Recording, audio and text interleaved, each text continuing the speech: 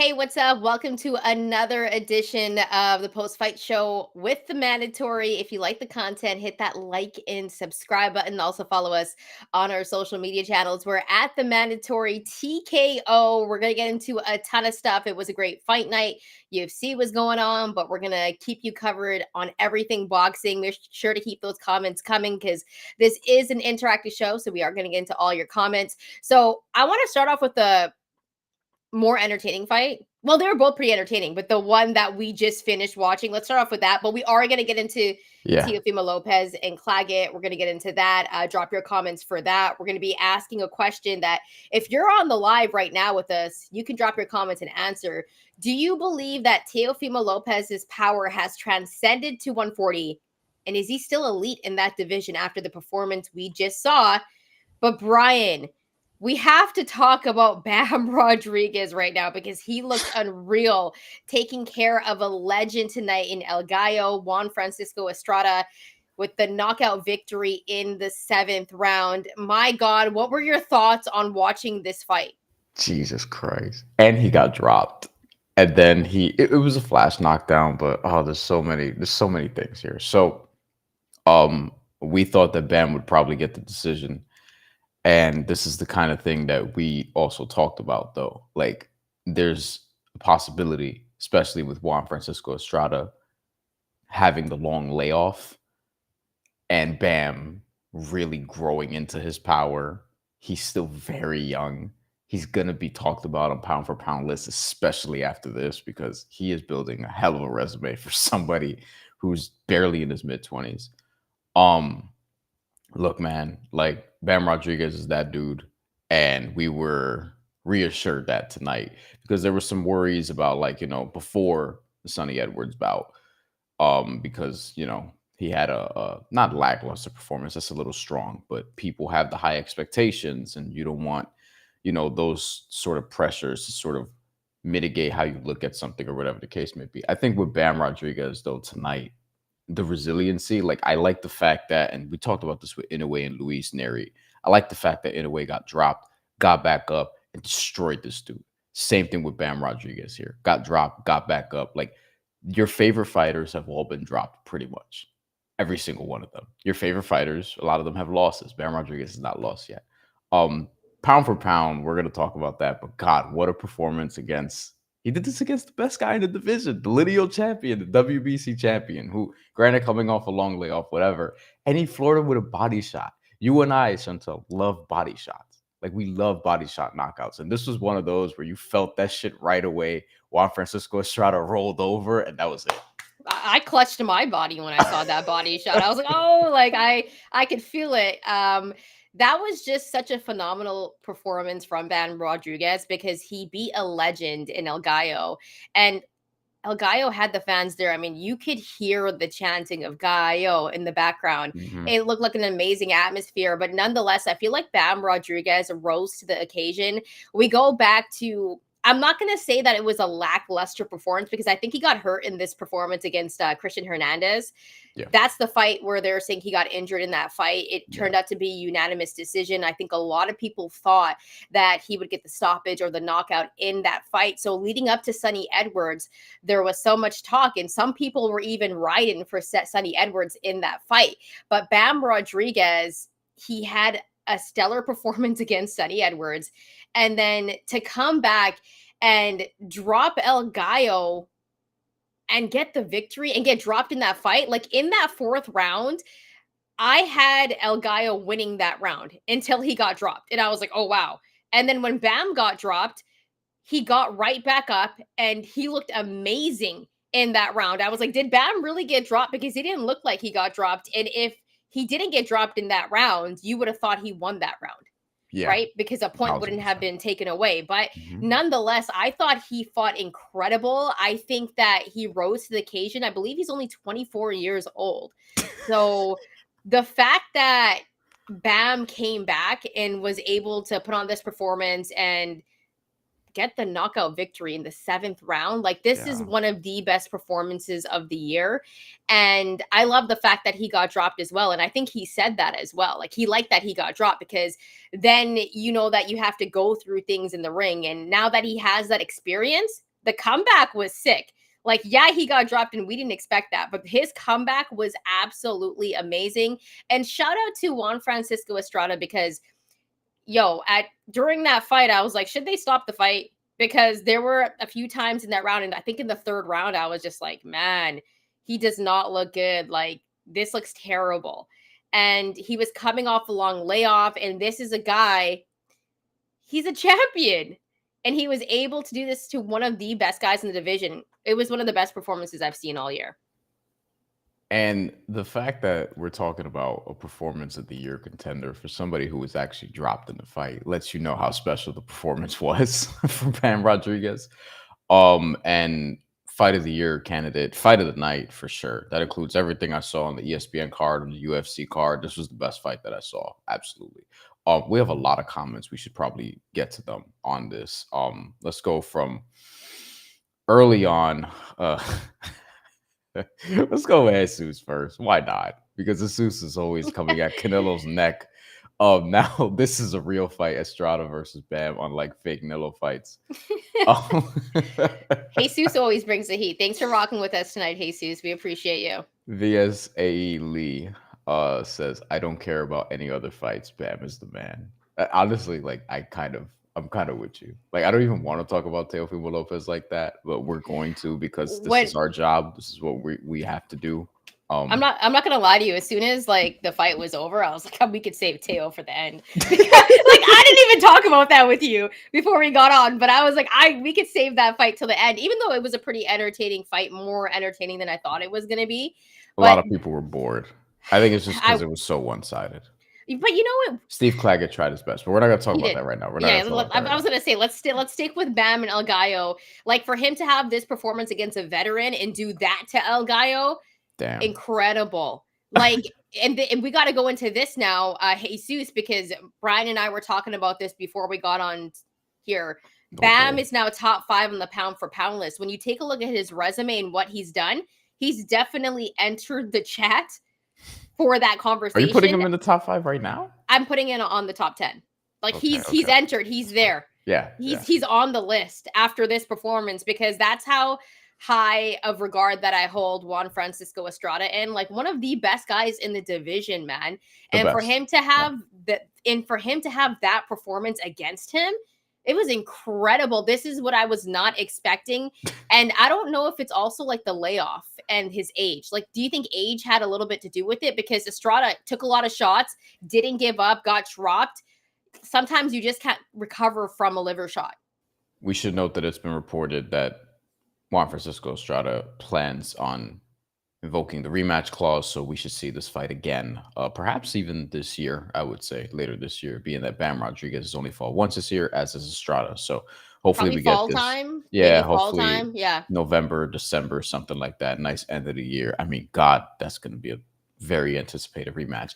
And I'm interested to see how Estrada comes back from that, given that, to answer your question, the layoff had to have been some sort of a factor. Like, there's a 10-year age gap. Bam Rodriguez, 10 years younger. He's moving up in weight to a weight class that he had already been the champion of, this same exact WBC title.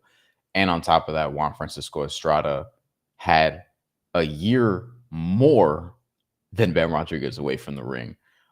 Could have worded that better, but you guys know what I'm saying. Bam Rodriguez was out of the ring for 6 months, and Juan Francisco Estrada 18 months, year and a half leading up to this fight. So that's just tough to overcome. That being said, still got a knockdown, had some moments like, and I do think in the rematch, I would expect him to be a little bit more competitive, particularly in the early rounds where he started off slow tonight, probably because of the age and the layoff in particular. Yeah, like when you're that much older, it's like basketball, right? Like when you get older, you need to like warm up a little bit longer than you do when you're young. Like when you're young, you're just like, hey, I'm going to hoop. You don't need to stretch. You don't need to stretch. Right? Like when you're old, like you bring out the foam roller, like you're like on the court, making sure you don't pull a hammy or nothing like that. So I think it's like the same thing for boxing. Like it takes you longer to warm up. And El Gallo has always been a guy that's been able to really get it going in the second half of the fight. So when the 6th round happened and he dropped Bam, I was like, oh, okay, like maybe he's going to have a pretty good 7th round. And he was. Like, he was having a good 7th round. I'm like, yo, he's going to turn it on. I'm like tweeting of like, oh, it's about to get crazy. It's a 7th round. Boom, Bam hits him with the liver shot. and he gets dropped, and I'm like, it's over. It's over. So my question to you, Bryan, is what is next for Bam Rodriguez? You said he said something in the post-fight interview that you liked. Because people, and I'm going to throw this comment up since we're on the topic, and we're going to throw some more comments up, so keep them coming, especially on this topic. We will get to Teofimo later because we have to, but we want to spend a little bit more time on this. VSA Lee, I don't care about it. No, not this comment. It was the other one. I don't like how, because you started with I don't and I don't, so I got tripped up there. Sorry about that. I don't like how they kept asking about Bam versus Inoue, though. And I got to say, like, I don't love it either. And I like that Bam's answer was basically like, it's a fantasy fight. I need to work my way up to that. He understands that. And then, you know, from a weight class standpoint, obviously, it's also not really in the cards yet. Bam Rodriguez needs to continue to develop. Maybe we're a couple years away. You also don't want that to happen when Inoue is too old, if it's going to happen. But you know, we all think that Inoue is going to be a featherweight at some point, so he'll get even further away from Bam Rodriguez. But we'll see. I don't know if that's not a fight that I necessarily like need right now, because there's enough good fights to be made. We're going to get Bam Estrada too, it looks like. We'll see what Inoue's next fight is going to be, because that actually hasn't been confirmed yet, although we're expecting to see him again before the end of the year. But I do agree. Like, I don't think Bam versus Inoue or Inoue versus Tank, like, these are fantasy fights that, to me, Crawford and Canelo is still that also. We can talk again after Crawford's debut at 154 coming up. But well, we're going to talk about one fantasy fights. fight later on in the show. Teofimo Lopez and Bud, fantasy fight at this point, right? More realistic. But, yeah, but I mean, still kind of after tonight. I don't know if he's ready for something like that. But for me, I like talking about the fantasy fights, but I like what Bam said as well. Like, he's got to work his way up to that. And if he does move up to 118 to fight Nakatani, that's a blockbuster fight. Speaking of, Jay comments, Nakatani can't stop Bam at bantamweight. Bam will become two-weight undisputed if he wants to. I don't know about if he wants to. That's a little tough. But, I mean, listen, the upsets happen in these lighter weight classes. Like, this happens throughout the court. Like, all of us were shocked when Chocolatito finally lost at his peak. He's had a couple other losses since. Like, these sort of things happen in these weight classes. But Bam right now, yeah, he clearly looks like, at least in this weight class, and the weight class before, he looks like he's the best in each of them. At some point, he'll move up again. I do think that he's going to be a 3, maybe 4 division world champion at some point. Maybe Bam gets to featherweight at some point. Like, that's not like crazy if he continues to develop the way he has. But for now, we can just focus on where he's at. We have other comments here. Robin B31, people underestimated Sonny Edwards. We talked about this. This was the unification that Bam won in December. Hence, did not appreciate Bam's performance against him to its true value. No, I did appreciate that, because I think Sonny Edwards was a tough fight. I just think leading up to it, there were so many questions about Bam because of how he fought against Christian Hernandez. But that was a fight that he got injured in, if I'm not mistaken. Robin ain't talking about us, though, so it's fine. Yeah. But no, I agree. I think Sonny Edwards fought a good fight in that fight. Like, Sonny Edwards is a tough fight. And so he won today too. Yeah. And so when I take a look at Bam's resume and we talk about pound for pound, Sonny Edwards is one of the reasons why I'm like, yeah, for sure. That's a great win on your resume. So that's why he's in the conversation on that pound for pound list, because of wins like Sonny Edwards. So Robin B31, definitely agree with you there. I am PK13. Does anyone else want to ban rematch clauses in championship fights? I think they should be reserved for like Juan Francisco Estrada deserves it, because you're the lineal champion, you're the best in the division. Like, if you're somebody like that, sure. If you're Liam Paro, who just beat Subriel Matias, I don't think he should automatically get rematch clauses after just winning the title. I feel like you need to maybe defend it a certain amount of times. And it also depends like who you are in terms of stature. Oh no, Liam Paro beat Subriel in Puerto Rico. Gives him a little bit of leeway to get that rematch clause. Like, that's not an easy fight. But I get what you're trying to say. Yeah, because it stops the weight class. You know what I mean? Like, this is the problem and we just got a rematch in UFC 303 tonight. But this is like, I feel like in UFC in particular, not all of MMA, but we're just getting a lot of rematches lately. And to me, it can get a little stale. Tonight's exciting knockout notwithstanding. But yeah, I don't need rematches for every single championship fight. I absolutely do not. So when you take a look at the 115-pound weight class, of course, they're going to have that rematch with El Gallo. But after that is done, let's just say, hypothetically, Bam beats him again after this performance. I expect El Gallo to We'll come back probably, looking better, yeah. right? Because he's not going to have the same layoff, right? But I mean, the speed was a factor. I think youthfulness was a factor. There were a lot of factors in this fight. But nonetheless, say hypothetically, because we have to do this, because let's give respect to Estrada here. Let's say Bam beats him again at 115 pounds. Does he move up after to 118? And do you think we get the Nakatani fight? He said he wanted the winner. Damn, what was the fight that he was talking about? It was Martinez. I think it was Martinez's fight. But he said that if there wasn't going to be a rematch with Juan Francisco Estrada, that he would be willing to fight the winner of Martinez and somebody else. And I'm blanking right now on what the fight was. So somebody in the comments could help me. But I ultimately don't see why he can't move up. But I feel like, if he's comfortable just defending his title there, he hasn't, like, he's already won in this weight class. So it's kind of unique. But yeah, I have no problem with him moving up, especially because in the lighter weight classes, you have a smaller difference. Like, part of the reason Manny Pacquiao was able to win so many different weight classes was because he started like damn near at the bottom and was able to work his way up 3 pounds at a time. There you go, VSA. Got it. I think Bam Rodriguez, though, like, he's going to be able to do whatever he wants if he beats Estrada again, is the point. Now, if we're playing devil's advocate and continuing to do this, Estrada wins that fight, yeah, we have to get a trilogy. Like, we just have to. Yeah, and I think it's set up for that as well, because I think everyone would want to see a trilogy, but El Gallo has got to come with something a little bit better. Bam looked like he was on a different level than I've ever seen him. And when we talk about the pound for pound list, because of this performance, because he has Juan Francisco Estrada officially on his list, and not by unanimous decision, he has him by 7th round knockout.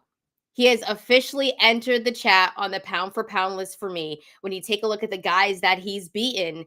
And this is a young guy that's 24 years old. He's fighting in arenas in Phoenix. He's selling out crowds. And I think he has superstar written all over him. I think Bam Rodriguez is earning his way to be one of the faces of boxing. He's selling out bigger arenas than Teofimo Lopez. Let's get to that.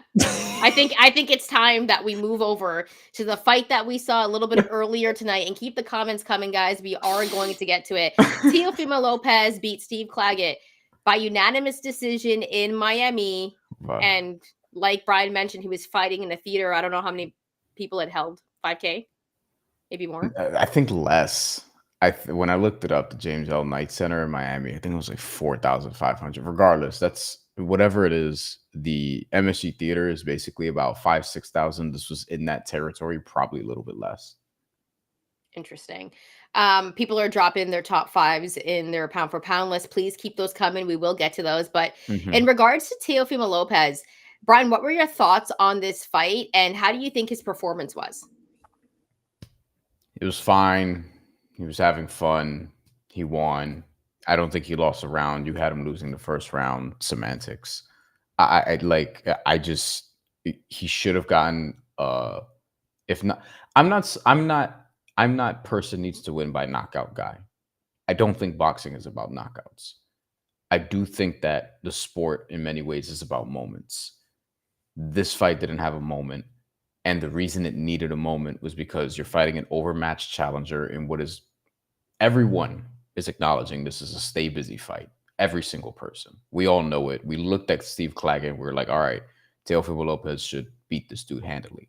Steve Claggett is very tough from round 1 to round 12. From minute 1 to minute 36, he was basically walking Teofimo Lopez down, coming forward. He was getting outboxed in the process. He was getting hit a lot, maybe a little too much. But Teofimo Lopez didn't get the stoppage, didn't he did what he had to do to win, but it's not the performance where if you're calling for all these big fights, like it doesn't make me want to see him versus Terrence Crawford all of a sudden. I just want to see it anyway because like I'm a big boxing nerd or whatever the case may be, if you want to call me that. But like this doesn't make me any more excited for it. I kind of watch it and I'm like, all right, like you're the way you fought this fight, you're not gonna fight Terrence Crawford like that. Terrence Crawford's gonna make you look stupid. Like, like what do you mean? Can I be Well, honest? If Teo fought Terrence Bud Crawford today, I think Bud Crawford wins by knockout. Wins yeah, by knockout. yeah, If I he would fights agree. him today at 147, Bud beats him by knockout. And I think it happens under 7 Bud after what hasn't. I just saw. Because Claggett was landing on him. That's true. Claggett was using his work rate. Now, I thought Teo was landing the more accurate punches, the more power punches, but Claggett was able to land on him. Teo's like was a little fluffed up at the end of this fight. Claggett didn't have that power, but he sure was landing on him. And, he was kind of controlling the distance in this fight as well. Not to take anything away from Teo, because I gave him rounds, 2 to 12 after I gave Claggett the first one. Yeah. I thought he dominated. However, I just think Teofimo Lopez needed a great finish tonight. I think he needed a knockout. I think he needed a stoppage because I don't want to hear any talk about him fighting Bud Crawford after a performance where you go the distance with Steve Claggett. And no disrespect to Steve, he's a fellow Canadian and he was tough as hell. He was tough as hell. Like I was Yes. impressed. Props to him because he did not give up. There was times during that fight where he got stunned. He took some big shots, but Mhm. there's no reason for Teofimo Lopez to be going a distance on a fight that we're all saying is a keep busy fight. I'm sorry. I do not want to hear any more talk about Teofimo Lopez and Bud Crawford because to me, after what I saw tonight, that's a fantasy fight. You know He had what? no business being in the ring with Bud Crawford after that. Now, if he fights a big name at 140, maybe a guy that just won the belt, Liam Paro, Devin Haney and him would be a blockbuster fight. If he fights a big name and has a crazy performance, go ahead. Talk about Bud. But not after you went the distance. No disrespect to my fellow Canadian and Steve Claggett. Does he just fight down to his competition, Teofimo Lopez? Is this what this is, or fights up to his competition? If it's like a Josh Taylor, that's not an excuse. You shouldn't be doing that. But like, I feel like that could be what this is. And we got a comment in the chat, and please keep them coming. We'll continue to throw them on the screen. We'll throw this one on the screen. VSA Lee's getting a lot of airtime today. Tail versus Bryan Norman, which this is something that's been discussed throughout the week. Like Bryan Norman is the name that has come up a lot. I love that Is fight. This is what we had mentioned, welterweight title fight, 147, and like cool. I'm a mean, nerd, so I'm like, oh, because Bryan Norman had a sick performance in his last he fight. did. He So did. I'm like, okay, I could be interested in that, but I'd rather see him against a bigger name. We were talking It's about another theater earlier. fight. I'll say Yeah, that much. we were talking about earlier because Teofimo Lopez, like, I loved his entrance to Beat It. Like Me too. he has all of the makings to be a superstar. I think he's perfect for boxing. Teo is great for boxing. Like he has the personality, he has the showmanship. He shouldn't be doing theaters, right? Like he should be a bigger attraction. And for that to happen, he needs to fight a bigger name. Like it can't be a Bryan Norman. Like if I told one of my friends, yo, he's gonna fight Bryan Norman. A lot of people would be like, who's Bryan Norman?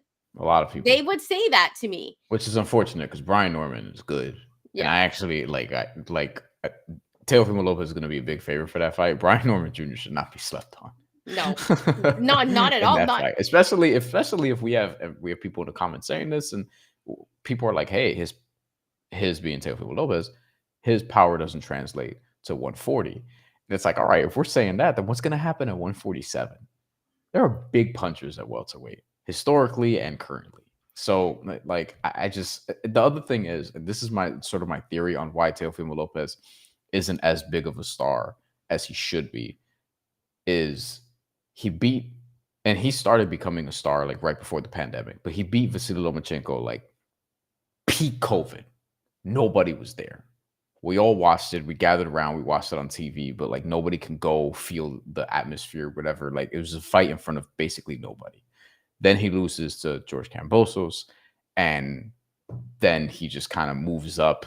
And there's the Pedro Campa fight. There's the Sandor Martin performance where a lot of people thought he probably lost, and it was "Do I Still Got It?" and all these different things. So there's been a string of just weird performances, but his star-making performance where he really put it all together, not the knockouts before that, like Richard Comey and things of that nature, the Lomachenko fight that happened in front of nobody. And I think that's sort of like we haven't seen him fill out an arena yet. It's just been theaters. He's been fighting in 5K, 6K theaters, basically. Before we get to anything else, just because, listen, I have to put this up on the screen. Ain't you one nation? There's only one nation. You feel me? So I appreciate that. A friend of the show here. I will say this one thing though, Bryan. I think the fight to make at 140 pounds is Teofimo Lopez and Devin Haney. At this point, Devin Haney, he doesn't have a loss anymore. But champion in recess also, by the way. But we all saw what happened against Ryan Garcia. I'm sorry, but that's always going to stay with him, regardless of the fact that Ryan took steroids. Whatever. We're always going to remember, and DAZN will remind him as well, because they're not taking the video off, that that's what happened to Devin Haney. Oscar De La Hoya is not taking that off of there. But we're always going to remember that. And I think at this point, and here's the thing too, like I think we have to give some credit to Steve Claggett, because I thought Teo had a good performance and he had moments. I just think Steve Claggett is tough as hell. Agreed. Like he's tough as hell. Like 1000%. Let's give him some credit here, man. So I don't know if it's necessarily that like Teo didn't fight as good. Like he fought well, he swept. If some people think he won every round, I thought he won every round except for one. But I do think at this point, we just need Devin Haney and Teofimo Lopez. And then when Ryan Garcia is done, serving his suspension, maybe we can get Ryan Garcia and Teofimo Lopez, because like, let's be serious here. Could you imagine the antics for that? And it's a moneymaker and it's a big fight.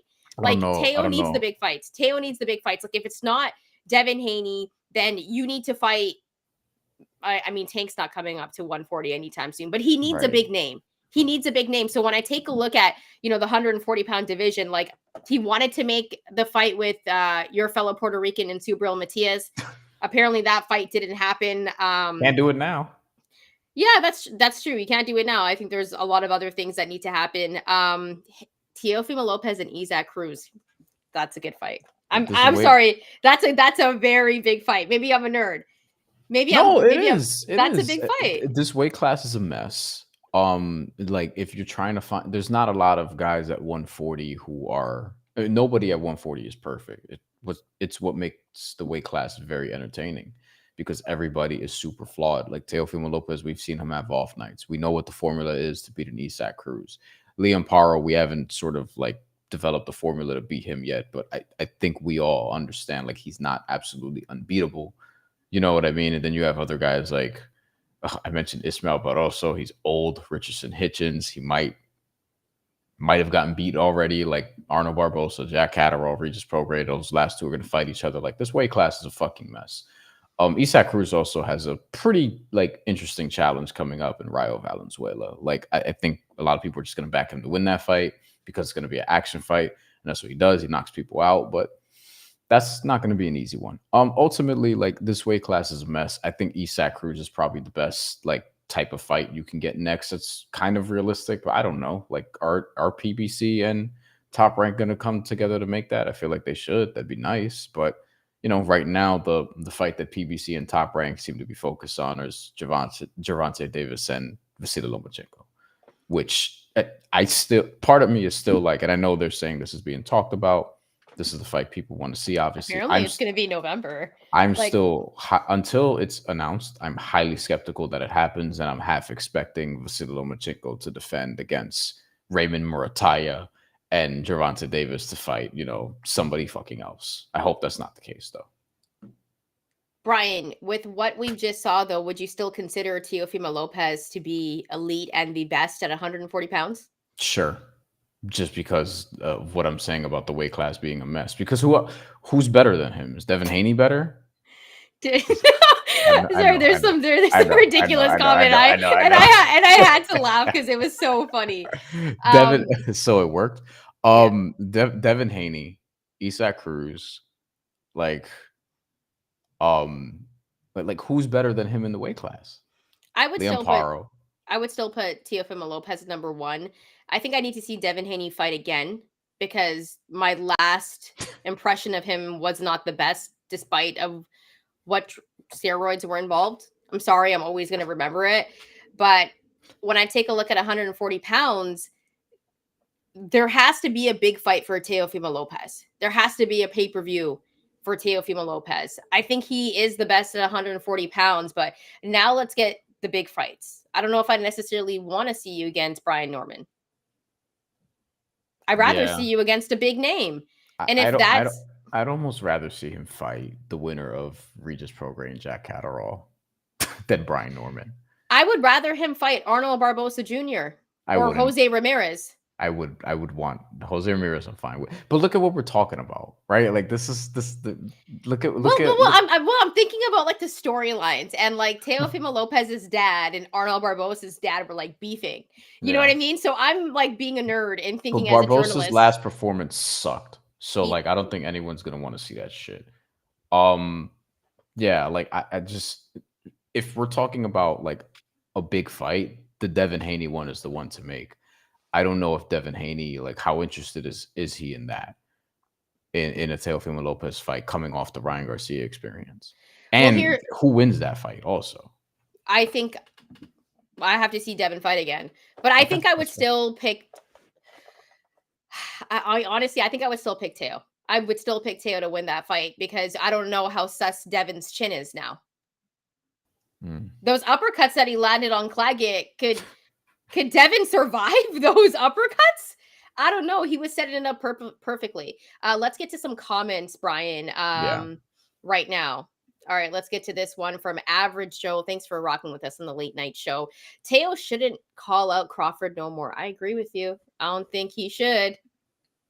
they're about to be two weight classes apart. I mean, maybe one if Teofimo Lopez actually does fight Brian. It seems like Brian Norman, like that's the fight that we're gonna see next. Like Teofimo, like we're talking about 140 being a mess, and if you're looking at the weight class of 140, it kind of actually makes sense for Teofimo Lopez to move up to welterweight. I'm just not sure like how awesome he's gonna be at welterweight. I don't think we've seen the power though since Pedro Campa. Yeah, but at the same time, Like if and if I'm I'm not the person that needs the knockout, but I mean I think one of his greatest assets is his power. And so if we're not seeing at 140 and then you're going at 147 and you're fighting dudes like Jerron Ennis. That's the only welterweight that I can say like, all right, he'd beat Teofimo Lopez like confidently, and I'm not even like super like, I'm not like, I wouldn't bet my life on it. I would take Boots Ennis in that fight, but welterweight is not a deep weight class right now the way 140 is. Like we're talking now, we're promoting Stanionis versus Mario Barrios as this big fight that might be a unification now, and it's like honestly, like people shit on Teofimo Lopez. I'm fine with picking him to beat either of those two dudes. I think he could beat Brian Norman. I think he could beat Connor Oh, Ben. well, yeah, I think he beats Connor Ben. I don't sleep on Norman though. I don't sleep on Brian Me neither. Norman. Me neither. I think that's a tough fight. I But just I'm think that saying like there's if no he moves cachet up to, behind it. Like I yeah, want the cachet behind it. I want him to come out like like some of Teo's entrances right now are like at the top of boxing entrances. yeah. Like that was hilarious. I loved every bit of it. But this is the thing. Like we get on Teofimo Lopez's ass, and we just did. Like his performance tonight. Like I felt like he should have gotten a stoppage, but at the same time, he's still the best at 140. And if he moved up to welterweight, he would be the second best in the weight class overnight. Like he just would. Like who are you? Who other than Jerron Boots Ennis? And I still think there's actually some people that might take Teofimo Lopez in that, but I wouldn't. Yeah. But who other than Boots are you taking to beat Teofimo Lopez confidently at welterweight at 147? Not including Terrence Crawford, who's basically going to be at 154 right now. Yeah. There's nobody else. Yeah, that's true. But I still want to see him accomplish something massive at 140 in a big fight. I think when he moves up to 147, I think there'd be more cachet behind his name if he had a big fight. Like, I think the whole point of him fighting Steve Claggett was so we could see him Heisman weekend in December against a big name. And I don't think that's Bryan Norman. I'm sorry. I don't. Like, at this point, he should have a big fight. So, I mean, for a boxing nerd, that's a big fight. But for Shout out casual, to Bryan Norman for landing a big fight. yeah, I If this mean, is gonna be next, you know. all right, let's Listen, let's Bryan Norman is also like, I mean, we were talking about the best guys at welterweight real quick. He could be a little bit higher on that list than people think. Given like we were talking about Bam Rodriguez being 24, Bryan Norman Jr. is 23 years old. He's 26 and already. Like he hasn't beaten the guys Bam Rodriguez has beaten in terms of caliber, but like the line is gonna be like Teofimo Lopez minus 800 or some shit, and I'm gonna be like, oh man, like I'm not. I don't know about minus 800, but whatever. Yeah, I'm taking a look at 147 right now. It's not the deepest It's weight class. not. We have people now picking against Teofimo Lopez. Like they're picking Stan Jonas. I wouldn't personally. I would not. I like Stanionis though, but I think he's gonna volume punch. He's gonna like Teofimo Lopez is gonna be able to counter and basically do what he did tonight. He won't win every single round, but like, come on, he can beat that guy. Let's stay with some comments. So King KO, Teo better stay at 140. He's not ready, all caps, so you know it's serious. Jesus, our boy right here. Teo versus Tank, but Al Heyman won't allow it. I don't know if that's a blockbuster fight, but I just don't see Tank moving up to 140 anytime soon. He's comfortable at 135, and I want to see the Lomachenko fight. I want that more. I think that's the fight I want the most this year, to be honest with you. King KO says Tank would hurt Teo seriously. By the amount of punches he took tonight, I believe that. But also it's different fight styles. Like Claggett, the way he fights, he was fighting on the inside, he was coming forward. Gervonta Tank Davis is so much more calculated. So much more skilled. So it's all about his timing as well.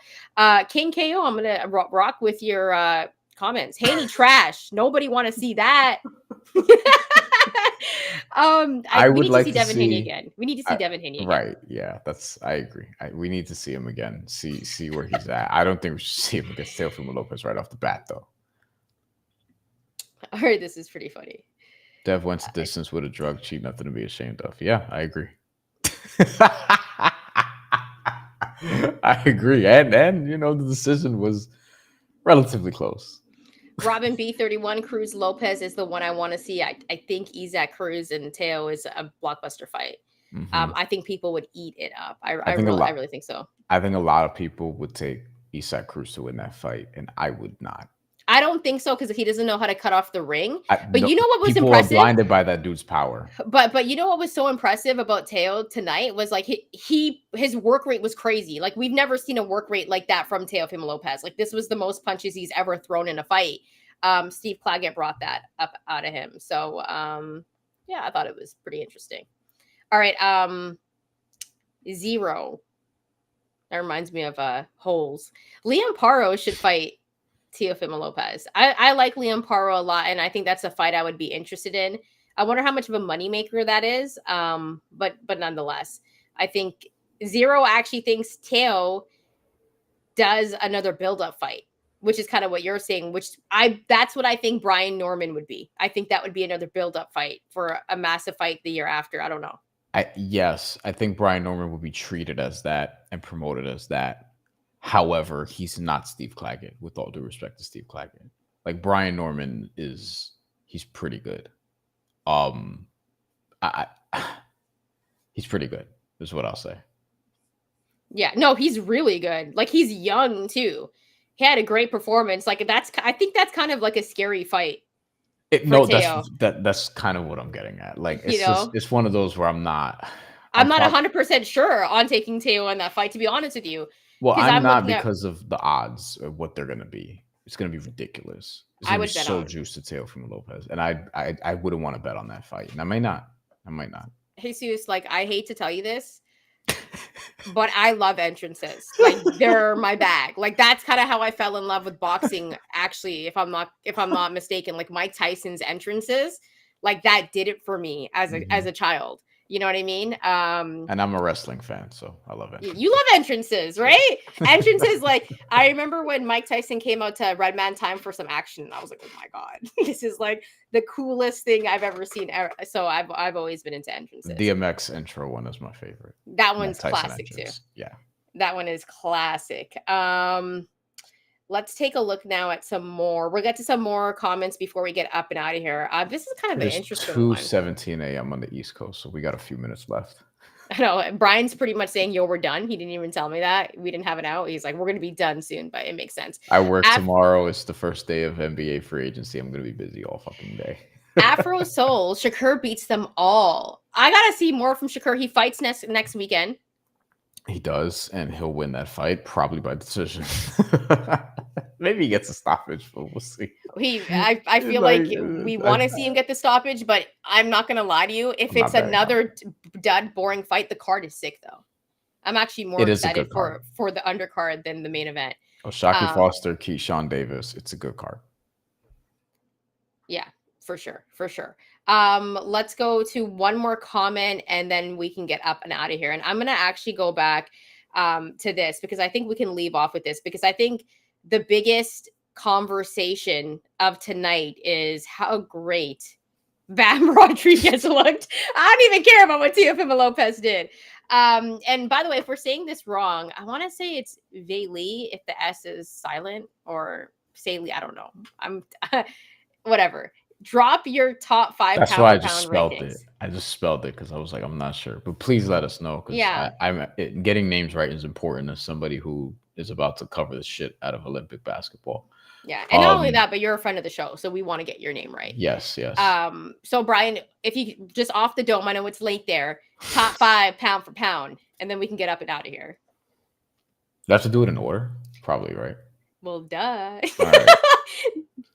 I didn't move Crawford off my number 1 like everyone else did. And I explained the reasons for that. Usyk Fury was, I thought Usyk won, but it was close. And then in a way, I mean, I just Viseli. There we go.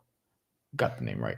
So Crawford. You're confusing me right now. You just confused the hell out of me. Okay, so go from your top. Okay, it's fine. It's late. Late night. It's 2:19 a.m. This is the latest I've actually done one of these with Shantelle on the show. So this is great. All right. So Crawford, Inoue, Usyk. I think I have Bivol 4. Was it Canelo 5? Trying to remember. I don't have Bam in the top 5 yet. Is the point? Like, but we're shit. He does that again. Like, we're gonna have an interesting conversation. Because look, Fury was on pound for pound. He's out, or at least out of the top whatever. Devin Haney. Devin Haney was on my number 5 at the time. What do we do with Devin Haney on the pound for pound list now? I think he's still on it, but it's not a loss technically. But like we saw what happened. But also like Ryan Garcia is. I don't know if he's only on steroids. You know what I mean? Like. Oh my God, Jesus is he does not like fake Nello. What I do want to say though is my pound for pound list before Devin Haney got in a fight with Ryan Garcia who took drugs. It was well, that's what happened. What? Okay, so I switched mine. I have Inoue number 1 because I know when Bud fights in August, I'm going to switch it. Because I'm a very... So he gets the title for now. Yeah, and I'm going to switch it. Because really, they're like 1A, 1B for me. And so whoever fought last gets that spot, okay? And I'm definitely probably going to change it in August because I'm rocking with Bud. But number 1, Inoue. Number 2 is Bud Crawford. Number 3 is Usyk. Number 4 is Canelo for me. And number 5 was Devin Haney. But I just keep on remembering what happened, and I can't, and I need to see him next. So I would put number 5 would be Bivol for me because the same I think 5 people, slightly different order. Yeah, I still have Canelo because of the number of fights. I thought he looked really impressive against the young Jaime Munguia, the best we've seen him in a very long time. Jesus, hold your comments. It's late, okay? I know you're going to say fake Nello, but that's how I have it. But I used to have Devin Haney in that 5th spot, and I feel like I should bring him back there, but it's like, I need to see him fight again. If he fights and he's like dominant as hell in his next fight, I'll probably be like, okay, I'll forget about that Ryan drug thing. All right, let's put up some of the pound for pound list that I'm seeing here. King KO says Usyk, Inoue, Canelo, Bud, Loma, Bam. It's an interesting list. Jesus, Usyk, Crawford, Inoue, Better BF, Bam. By the way, Ring Magazine has Usyk, Inoue, Crawford, Canelo, Better BF. I love Then Better BF. Bivol 6. I probably would have Better BF like in that same area. And then they have Tank 7, Errol Spence 8th, which I don't think he's in either of our top 10s after what happened. They Jesus, already like I knew this was coming, man, but like I'm sorry, Canelo's in my top 5. Okay, yeah, like drop mine drop drop mine yours. too. Jesus, tell me your top 5. No, I just put it. I just put it. He has Bam Okay. 5th after Better BF, Inoue, Crawford, and Usyk in that order. So no Canelo Alvarez. King KO really interesting because you have Loma 5th, and like Yeah. I know like at one point Loma was like at the top of the list before he lost to Teofimo Lopez. Essentially, like people were talking about how he was pound for pound the best at one point. Remember The last that? the last two Ring Magazine spots, by the way, because I didn't finish before I forgot to Bam Rodriguez is 9. And this is before his recent win, so he probably jumps ahead of Errol Spence now, I would think. They have Nakatani 10. Interesting. Teofimo Lopez is on my pound for pound list because if you look at what he's done, I think he has one of the best resumes in boxing, to be honest with you, when you think about the guys that he's beaten. I want to get to this before we get up out of here because it's late. We're only going to do this one more comment, okay, guys? Because Bryan has work tomorrow. I literally almost yawned on air. You can Sorry, go ahead. guys. It's a chill show, No, right, no, no, guys? no, no, no. I don't want Have that. y'all seen the BAM scorecards? So what I saw on this was, and Afro Soul, tell me if I'm correct, is that there was a scorecard that gave El Gallo the first 3 rounds. No fucking way. I have to see this. They were gonna rob him. If that is true, that's crazy because Bam dominated the first 3 rounds. The only round where I was like, oh, look at El Gallo get it together was the fourth round, and then he got dropped. And I was like, wait a minute, hold up. I Are don't you like that. serious? I gotta take a look. Thank you for letting me know that. I gotta look that up. Yeah. Is anyone else watching this on the East Coast like me? And where it's 2:25 a.m. Strike First FC. I know you said that was the last comment, but Strike First says Teo is underrated, which I think is going to be an interesting thing to think about after this performance. Like, are people going to be so down on him? Like, because this is what happens in boxing sometimes. We get so down on somebody, and we have somewhat of a right to beat this time, but we get overly down on them to the point where it's like, hey, they still won and dominated the fight and would still beat most of the other people in their weight class and perhaps the weight class above. So can you really say that they're overrated? Like, I don't even consider Teofimo Lopez versus Tank because I just don't think that fight's gonna happen. It won't happen. Please, boxing, prove me wrong, but like I don't think that shit's gonna happen. So if I'm judging Teofimo Lopez based on, 140, 140, he's still the best. 147, if he were to move up, like he's probably again like one dude beats him in that weight class, maybe another one or two tops. Let me just read this to you guys. This is why Teofimo Lopez is on the pound for pound list, and this is why he has one of the best resumes in boxing. Masayoshi Nakatani, Richard Comey, who he knocked out viciously, only guy to beat Vasily Lomachenko convincingly, lost to George Kambosos. We know what happened there. I don't want to. You have him on the pound for pound list, Teofimo? Yeah, I do. He's on my pound for pound list. Pedro Campa, he ended up knocking him out, coming up to 140. Sandor Martin is a tough fight, tricky fighter, right? Like then he beats Josh Taylor, who was undisputed at 140 pounds, had to meet Jose Ramirez, but it wasn't the Jose Ramirez that we're used to seeing. I'm just going to put a little dot there. Jermaine Ortiz, he ran around the ring. Teo still beat him. That's a tough fight. I hate to say it. That's a tough fight, y'all. And regardless of what we want to say, he dominated against Steve Claggett. So Teo, to me, on the pound for pound list, I do think he's underrated because people don't give him credit for his resume. He is one of the best, and his resume speaks for itself. Are we doing a live show next week for Shakur Stevenson? Do you guys want a live show for Shakur next week? Yeah, do you guys want a post-fight live show for Shakur Stevenson? Because we're not doing one the week after. Yeah. I will be away, and also, like, I think that's Boost Ennis versus Evanescence and Johnny Beck. So no disrespect. Oh my God, we're gonna miss Janibek. Oh my God, what? Are you serious right now? I heard they're kind of trying to set up Troy with Janibek. I heard Already? they were talking about it on Troy Isley's last fight that they were trying to match him up against Janibek. I'm like, that's a tough fight for Troy, but Troy looked really good in his last fight. Troy Isley, you guys, by the way. By the way, thanks so much for subscribing to the show. If you like the content, please hit that like and subscribe button. Also follow us on our social media channels. We're at the Mandatory TKO. And Jesus says no live for Shakira, but I think Jesus would want us to do the live. He just doesn't care about Shakur Stevenson. Which, okay, because the card is sick. Hey, we could talk about Keyshawn Davis and Oshaki Foster versus Colin Sasao also. Yes. We're Shakur Stevenson also, like, I think he's going up against Jorge Masvidal and Nate Diaz. I think they're boxing each other next week. I think that's a good fight. Like, I hate to say it, but I'm gonna watch it. I love Nate Diaz and I love Jorge Masvidal. I have to watch that fight. Like, no, I don't love Jorge Masvidal because he's a fucking conspiracy theorist doof.